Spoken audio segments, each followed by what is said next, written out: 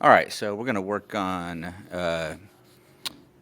number 17 through 20. It says it's an in-center, okay? So we got an in-center here.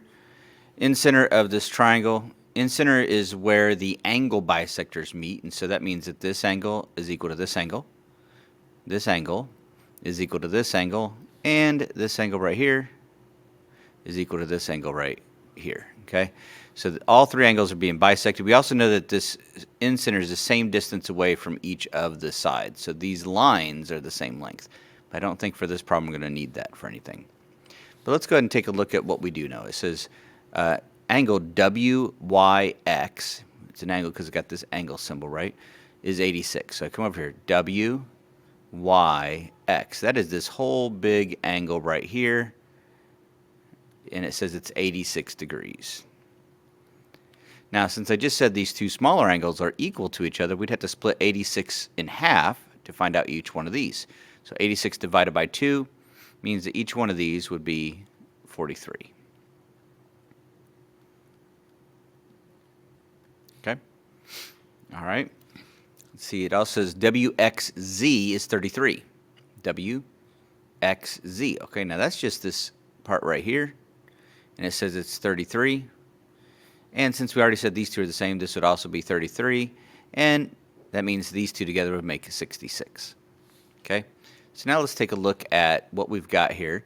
We've got angle, the first question is angle Y or WYZ. So W is here, Y is down here, Z is right there. So that's talking about this angle right here.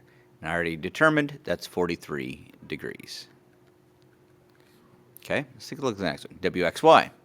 WXY. Notice that is this whole big angle right here.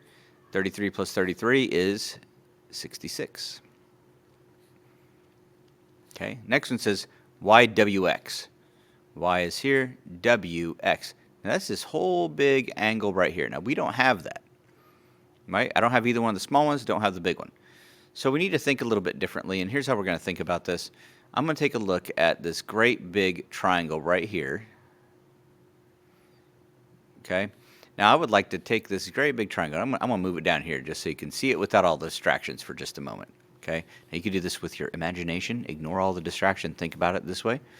If you think about it like that, so in your mind, right? So I'm down here in my imagination. Think about just that big triangle. I'm thinking about what do I know about this big triangle. I know that this angle right here was 86 degrees. And I knew this one right here was 66 degrees. Okay, so in my mind, I'm going, okay, 86 and 66, and I need to know this big one, right? YWX, that's this big angle. That's this whole big angle here. Well, I know that the three angles have to add up to 180. So then I'm going to take the 88 and the 66 and add them together. 88, 66, 154. And then I'm going to do 180, because they have to add up to 180, minus those two, 154, to see what I got. 180 minus 154, and I get 26. So that means this whole big angle right here is 26 degrees. So 26 for this. All right, last one. ZWX. Z, where's Z? Oh, Z's right now. ZWX. That's just this side right here. And, well, if this whole big angle is 26, this would be half of that, so it would be 13. All right, and that is how you do problems 17 through 20.